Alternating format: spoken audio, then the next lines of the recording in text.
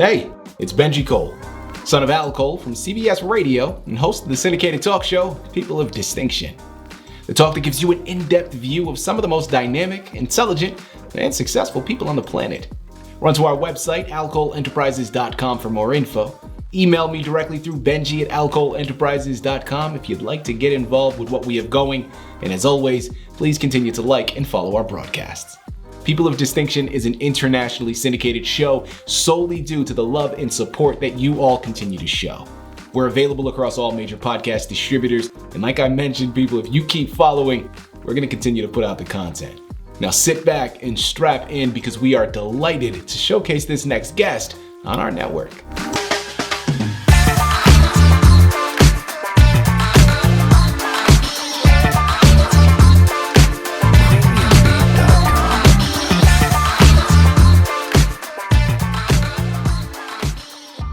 And on the line with us today, we have the impressive Ron Teachworth. Now, we're going to be discussing Ron's incredible book entitled The Mound. All right, now listen, it's Amazon, it's Barnes & Noble, but most importantly, it's ronteachworthliterary.net. Head on over there. Listen, gather more information on him, more information on this fantastic book, but remember, Ron has been putting in some work, man, and he has 3 other books that you're going to want to take a look at as well. Once again, that's ronteachworthliterary.net. And I quickly want to point out the fact that Ron was brought to us by Genre Library Solutions. So for my writers out there listening in, if you've gone through your process, man, and now you need some assistance moving that masterpiece that you just worked tirelessly to create, head on over to genrelibrarysolutions.com and gather all the ways that their fantastic team is well equipped to help you do just that.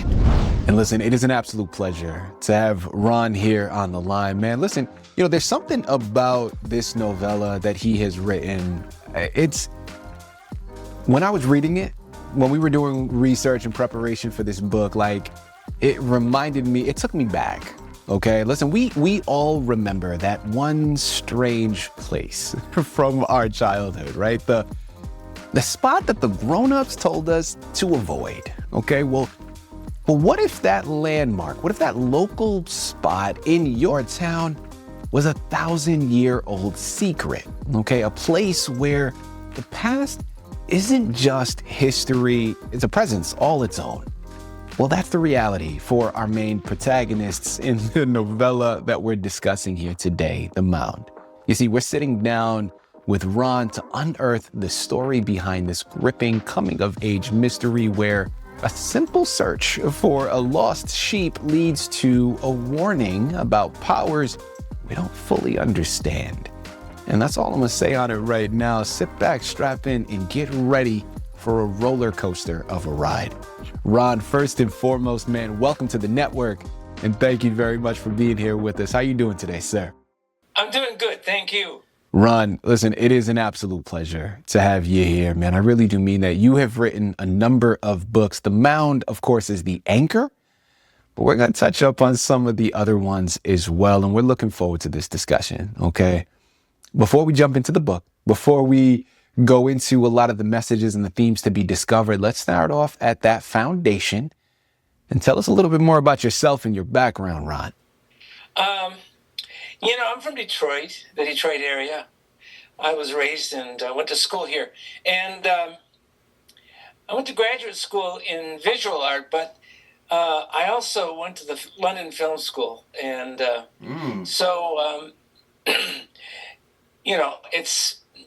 it's been a great place to live and to work, and I'm very, very comfortable here. And so my background is sort of like visual art, but about halfway through my career, I started to do some writing, and it got me to where I'm at today, doing a little bit of both. Well, listen. Without further ado, we know about your background. We know more about you. Well, tell us more about this fantastic book, The Mound. So let me just tell you, first of all, it's a novella, which it's short. It's a little shorter than a novel. And I spent my summers in Tennessee, in kind of like the Ohio Valley. And I came across a whole bunch of natural sort of mounds, is what they were. They were mounds from early civilizations in this area. They're actually the mounds. The mound builders are Native Americans going back about 1,000 years, and they did a lot of things with land and with mounds, and so. As a kid, we used to do different things and run into mounds and climb up the mound, and so that's it's a little bit autobiographical in that sense.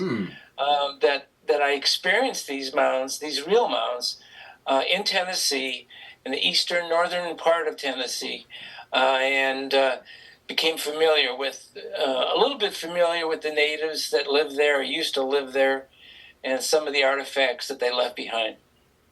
Ron, let's explore that a little bit further, okay? But before we move on here, listen, okay, clearly this is something that has a connection to you, right? It has a connection to your upbringing, to your experience.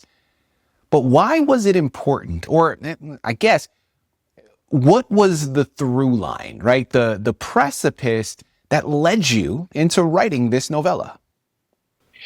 Yeah, they were a mystery. And that sort of appealed to me. Like, why did they build them? What are they about? And come to find out, many of them are burial sites.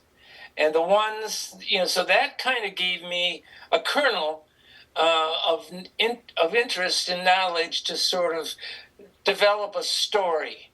The Mound is a novella that's designed for middle school students.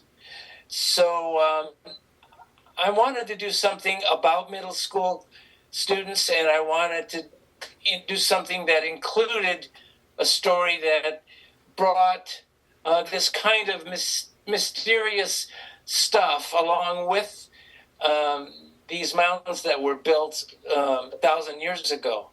And so that was the beginning of the novella, and the structure for the story was about these two a young woman and a young man that are in middle school, and the girl, there's a girl and there's a guy, and the girl lives on a very, very, very high-tech farm. And they raise sheep and lots of other things too. But they raise sheep, and they raise prize-winning sheep, and it was interesting. And so the essence of the story is sort of like their prize-winning sheep goes missing. So in that sense, you might say, well, it's a little bit of a mystery. Why did the sheep go missing? The young man who meets up with her, his father is a doctor of animals. And he grows up on a farm as well, but it's mostly taking care of the animals in the community, and he's part of that. So what happens is they compete. The girl's family competes with their sheep, and one of their sheep wins an outstanding award. And it's the most attractive and has all the attributes that are required for competition. And just coming up on the time frame of when they have to submit the sheep, to the state fair or to the state competition, the sheep disappears. And he knows some of the natives or people living in this area that are familiar with animals and familiar with the mounds. And it turns out that he had built, when he was younger, along with one of his buddies, he had built a house, a tree house, up on top of a mound. It was, a nice elevation and all that. And they played up there and had fun up there. And he decided when this girl that he has met in school, when her sheep went missing, he decided to sort of seek out and get some information to try and figure out what happened. The sheep was sort of within, a fence. It couldn't have run away. It was really, all the sheep were fenced in. So, but it was on maybe like 20, 30 acres of land, and there were mounds on the land, and so that is the beginning of the story. And let's try to figure out, where's the sheep? They need the sheep to submit the sheep to the state fair, and all of a sudden, the sheep goes missing. Ron, listen, man, you've done something very creative here, right? Because you're balancing a lot of different aspects here, brother. This book it's an adventure at times for kids, right? It's a historical mystery at times. There's even a touch of the supernatural that's infused.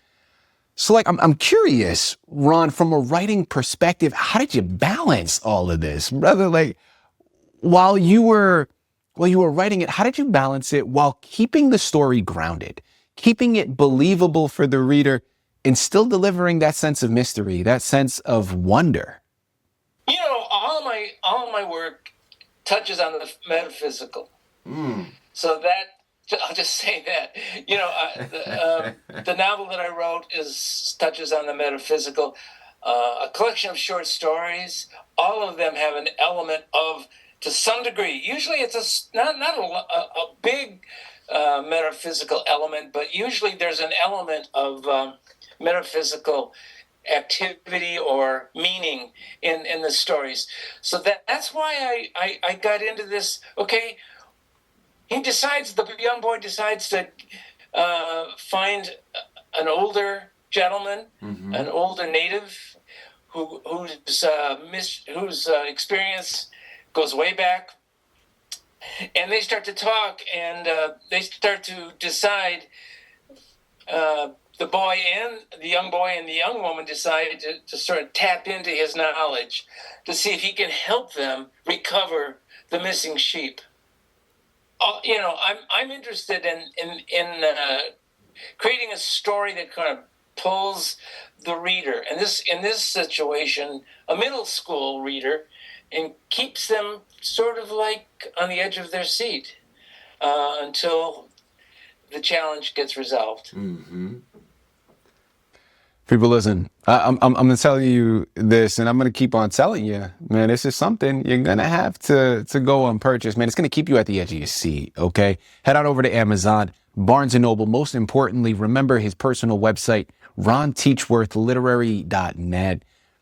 You got to pick up your copies of The Mound. And while you're at it, remember, there are 3 other books that he's written to date, and we're going to go into one of them in just a moment. But my final question here pertaining to The Mound, as we close out of it, Ron, I've told you, and I've mentioned this a number of times to my listening audience, I'm a New England boy, born and raised, okay? And I've lived in Los Angeles now for decades, but I remember vividly growing up in New England. And listen, New England is very historical, right? I mean, there are buildings, there are homes there that are hundreds of years old. And I remember growing up, every place carried an aura. Every place had a story around it of which place was haunted and which place had this tragedy that had happened there, or this tradition around it, and so on and so forth. And I want to now know, right? And I want to see it from your perspective here, Ron. How do you hope that your book might change the way a young reader looks at the landscape that they have around them, especially if they live in an area with its own? I'm interested in history, and I knew that in school, I actually started out my career teaching high school, and I knew that in history, when they teach history, they don't really go into much that's pre-Columbian. Mm-hmm. And so that's what this story does. This story is designed to kind of educate young readers about pre-Columbian activity in the Ohio Valley. And there was a lot of it. And it has lots of interesting aspects to it. Maybe you've heard of the Serpent Mound, which is a very famous mound in Ohio. But I wanted the story to kind of educate young people about this history in North America. And I think I create one character. It's the young girl's mother, who is also very interested in history and interested in all of the artifacts and all of the different kind of tribes that existed and all of the things that they would do. So it brings young people, I hope, into a place that's beyond what they might learn in school. Goes a little bit back, and so there's quite a bit of narrative about the cultures back then. And you learn as you're reading this story about this missing sheep and trying to find it, and using the mound to do that. You learn about Native Americans in early times. Ron, my last question here for you, man. Paying it forward now to another one of the books that you've created. And listen, dealer's choice here, right? Choose another one of your books and tell us a little bit more about it so we know what to expect when we pick it up. Well, the one that's more involved, and I would say more commercial, if I could use that word. The Annunciation takes place in Florence. And I traveled to Florence quite a few times to the San Marco convent. And that's the place where Fra Angelico did these incredible frescoes on the inside of this convent. And I wrote a story about a group of college students that go there and get challenged in many ways. So the Annunciation is also about art. I went to graduate school in art, and I studied art history, and I really, and I took a group of students, on tours like this, college students. So the Annunciation is one of my favorite stories. People, listen, there's clearly a pattern of history here, right, among these books, and they're not just entertaining. They're going to, like, if we go back to the Mound, but really all of his books, I mean, he just mentioned the Annunciation, they're going to have you looking at something that is so mundane and recognizing the history behind it, or at least searching for the history behind it, right? Like, they're going to have you looking at your own backyard and wondering what it was 200 years ago. Who lived there? The stories lost to time.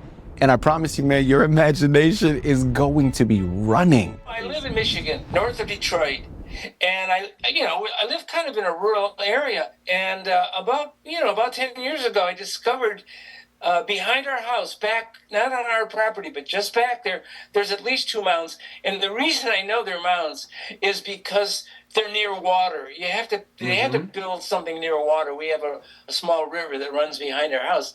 And I used to walk back there and look at that mound. It's not as big as the one in the story that I wrote about, but it's still about 15 feet high. Anyway, they're everywhere.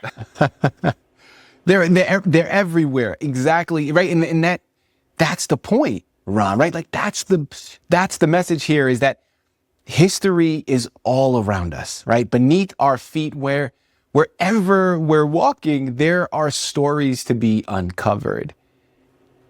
People, this is the precipice to one of them, all right? And hopefully you embark upon a lot more yourself but it starts here, man. Head on over there. Pick up your copies today. Ron, this has been an absolute pleasure. A true pleasure, man. I really do mean that. Like an absolute delight. Thank you for writing the books, but more importantly, thank you again for being a guest here with us to discuss it all on People of Distinction.